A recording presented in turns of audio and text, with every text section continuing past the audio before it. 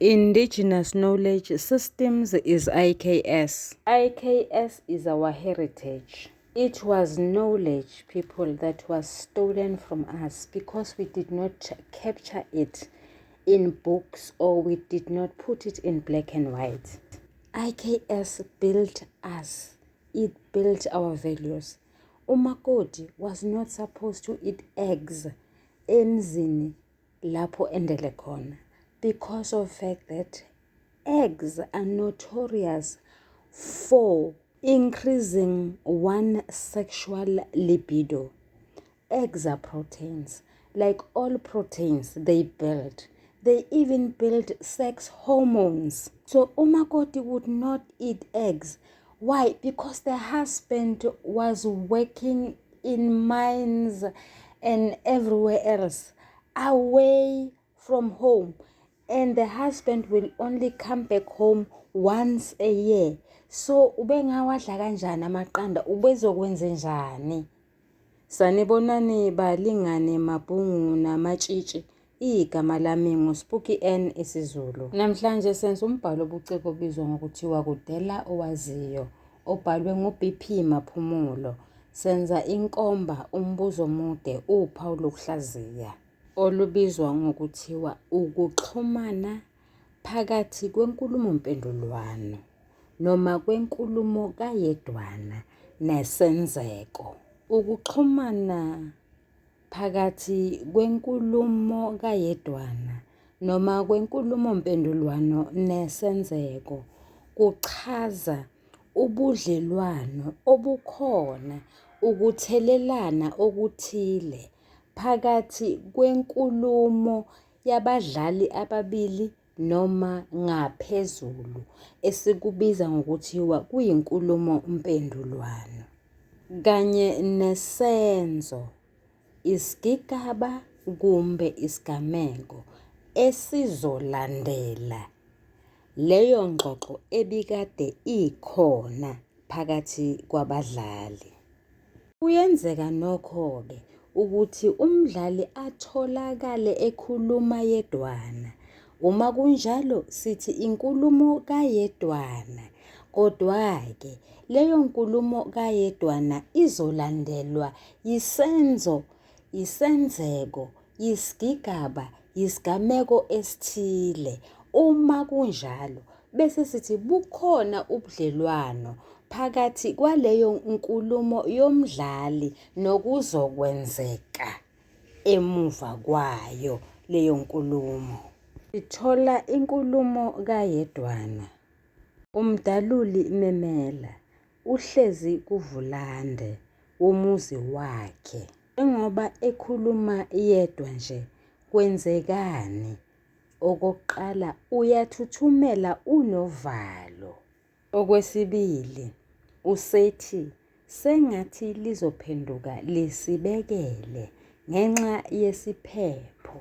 Okwesithathu, uthi leso siphepho siyashilingana siqhamuka enyakatho.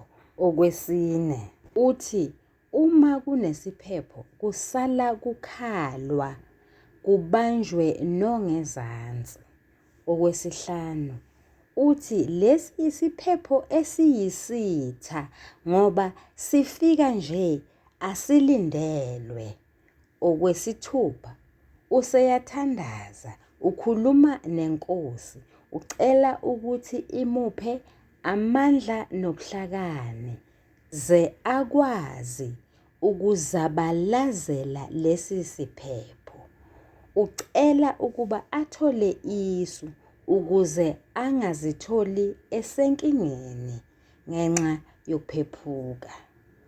Isenzeko sokuqala, siyafika okwangempela lesi siphepho ebekade sithuthumelisa sakha uvalo kumdaluli memela. Siyini lesi siphepho? Siwukulahlekelwa umsebenzi enkampanini abekade esebenza kuyona. Le nkampani isizophindela emuva phesheya kwezilwandle ngenxa yokwehla kwamandla elandi nangenxa yeziteleka ezazikhona ezazenza ukuba umkhiqizo ungayilethi sanhlobo inzuzo. Isenzeko sesibili, okwangempela lesi siphepho siyashilingana futhi siqhamuka enyakatho. Lesi siphepho singumuntu ogama lakhe linguChivenga okhuluma isiZulu esingaqondakali. Okwangempela uChivenga lo uqhamuka eMozambique. Ngokusho kombhali, iMozambique isenyakatho. Sishilingana kanjani lesi siphepho esinguChivenga?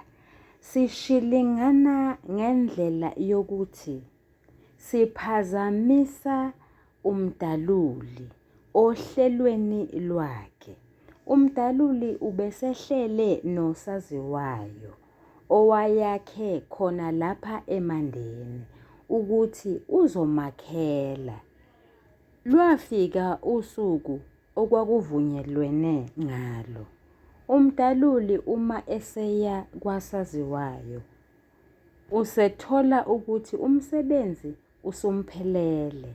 Izizathu ezibekwa ngusaziwayo yilezi. Okokuqala, umdaluli usesindwe zinyawo, akakwazanga ukusheshe afike. Yena saziwayo ubecabanga ukuthi akasezi noma usekhohliwe isivumelwano sabo. Okwesibili, uChivenga ubiza imali encane ngalo msebenzi, kanti umdaluli yena ubebize imali eningi impela. Isenzeko sesithathu, ukukhumbuzana nje, umdaluli ubethena. Isiphepho sishiya abantu bekhala bebambe ongezansi. Okuchaza ukuthi kuye kube nezinkinga eziningi eziqhamuka nxazonke, ziqhamuke zelakanyana. Laqhamuka iheheba lephepha. Lesi isikweletu esivela ekholeji lapho kufunda khona izibulo lakwaMdaluli elingulondiwe. Ikholeji linqumela umdaluli ugwayi katiki, lifuna shesha khokhe. Uma kungenjalo, ulondiwe akazukukwazi ukubhala izivivinyo zokuphela konyaka. Okwesibili, makwenzekile ukuthi usokhaya abhadale imali engaphelele, kuzogodlwa imiphumela. Okwangempela le nkinga umdaluli abhekene nayo imshiye ebambe ongezansi. Yinkatha yenkangala. Uzokwenzenjani umdaluli? Uqeda ukulahlekelwa umsebenzi khona manje. Usezoyithathaphi imali yokukhokhela ikholeji?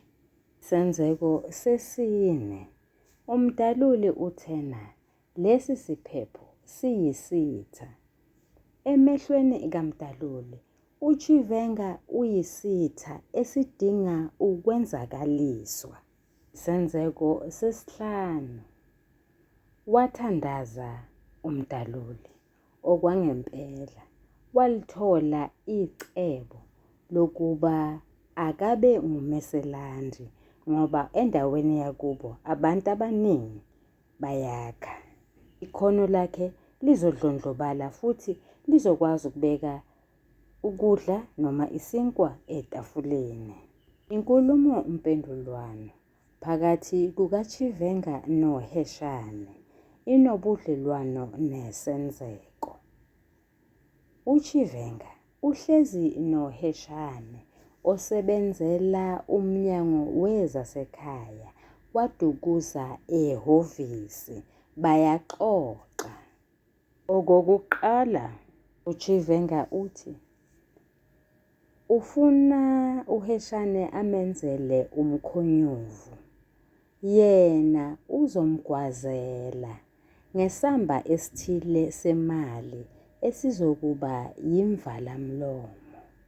Lo mkhonyovu umayelana nowesifazane othile kodwa-ke oseduze kwenhliziyo yakhe. UChivenga wonikeza uHeshane imininingwane yalentokazi, bese uHeshane eyibizela kwaDukuza ehhovisi. Okwesibili, uHeshane woyithembisa umsebenzi lentokazi, bese eyiyalela ukuba ishiye ipasi layo, kuthi uma esuka lapho axoxele lentokazi inganekwane yokuthi ipasi ledukile, bese ethembisa ukuthi uzomenzela elinye, nangempela alenze, kodwa libe nemininingwane okungeyona. UChivenga uthi lokhu kuyofanele kwenzeke amahlandla amabili. Kwesithathu, mhlazane libuya ipasi, seliyobuya lithi uHlengiwe lona useshadele esibongweni esifana nesikaChivenga. Isenzeko sokuqala. uHlengiwe waba nenhlanhla, wathola umsebenzi kumnyango wezasekhaya kwaDukuza. Lowo msebenzi wawumsebenzi wamafayela, okuchaza ukuthi okwangempela uChivenga wamgwazela uHeshane. Isenzeko sesibili, walihambisa ipasi lakhe walinikeza uHeshane, lalahleka. Ngokusho kwakhe uHlengiwe, libuya linamaphutha njalo. Ngesinye isikhathi libuya linephutha ekubhalweni kwegama lakhe. Uma liphindisele emuva, libuye selinephutha esibongweni sakhe. Usebuyele kathathu. Isenzeko sesithathu, ekugcineni ipasi labuya selinesibongo esifana nesikaChivenga, futhi selisho nokuthi ushadele kuleso sibongo. Inkulumo kayedwana kaHlengiwe inabo ubudlelwano nesenzeko esalandela. uHlengiwe ubeshelwa nguChivenga. Sibona uChivenga akha umuzi endaweni ebizwa ngokuthiwa yiKwaHlomendlini ngaseMandeni. Emva kokuba beqeda ukushelana, sizwa uHlengiwe ekhuluma yedwa ethi behlanekezela iqiniso ngokutshela uChivenga ukuthi akamkhathalele, yena uzomqoma uChivenga ngoba uManqina oyisoka lakhe ulahlekelwe ngumsebenzi. Uphinde athi ubona ngathi uthando lwakhe noManqina ngolweqiniso, kuChivenga uzifunela imali nje kuphela, uzomxhaphaza. Isenzeko. Nangempela uHlengiwe wamqoma uChivenga ngenkathi evakashe ntambama emzini kaChivenga owawukwaHlomendlini. Bebehlezi ekamelweni kusofa, bepholile bencokola bexoxa. Yingenkathi uHlengiwe eseqede nokuthola umsebenzi uHeshane. Inkulumompendulwano phakathi kukaMpebezeli noMdaluli yaxhumana nesenzeko esalandela. Ayaxoxa kwaMpebezeli. UMdaluli uthi uze kumngani wakhe ukuze bazoshiyelana naye, bacebisane, babonisane ngodaba lukaChivenga ukuthi angenziwa njani. Kwazise usephuca uMdaluli isinkwa emlonyeni. UMpebezeli uthi abaqonde kuye ngqo, bamesabise, bamtshele ukuba aphume aphele ngoba uma kungenjalo uyobhekana nenkulu inkinga. uMdaluli uthi kungcono ukuba bathole ugedla oluzokwazi ukumthakatha.